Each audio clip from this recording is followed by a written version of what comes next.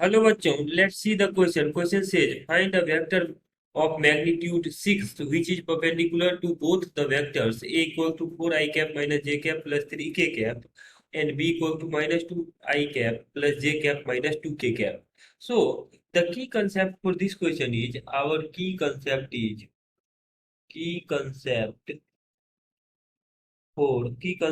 for this question is unit vector perpendicular to both the vectors a and b is equals to a cross b divided by magnitude of a cross b. This is our key concept. So यहाँ से आपके पास ये आ जाएगा, इसका जो यहाँ से ये b क्रॉस है, तो unit vector perpendicular to both A and b is a cross b by magnitude of A cross B. तो सबसे पहले यूनिट वेक्टर निकाल लेते हैं हम, एंड देन वहां से 6 मैग्नीट्यूड वाले वेक्टर निकाल लेंगे जो ए और बी दोनों के परपेंडिकुलर हो। तो सबसे पहले ए क्रॉस बी अगर निकालें, so A cross B vector will be equal to magnitude, determinant के अंदर लिखना होता है फर्स्ट रो में I cap, J cap, K cap.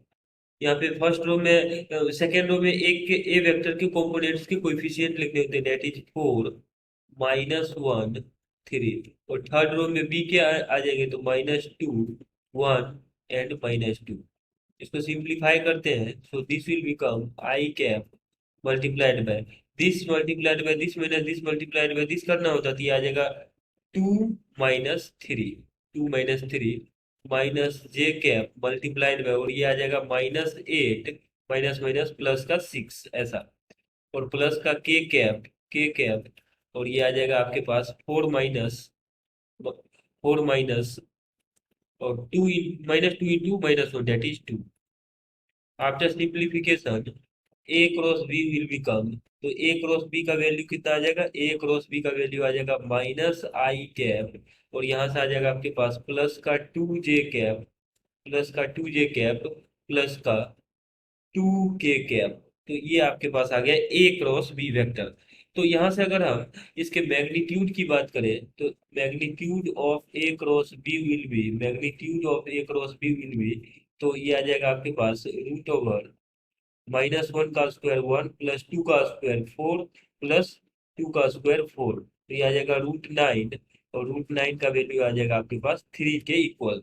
So unit vector perpendicular to both A cross B को अगर हम यहाँ से नाम दे दें एक्स वेक्टर, तो एक्स वेक्टर आ जाएगा जो कि यूनिट वेक्टर है perpendicular to both A and B, तो उसका वैल्यू आ जाएगा आपके पास A cross B divided by magnitude of A cross B, तो ये आ जाएगा minus I cap plus 2 J cap plus 2 के कैप डिवाइडेड बाय 3।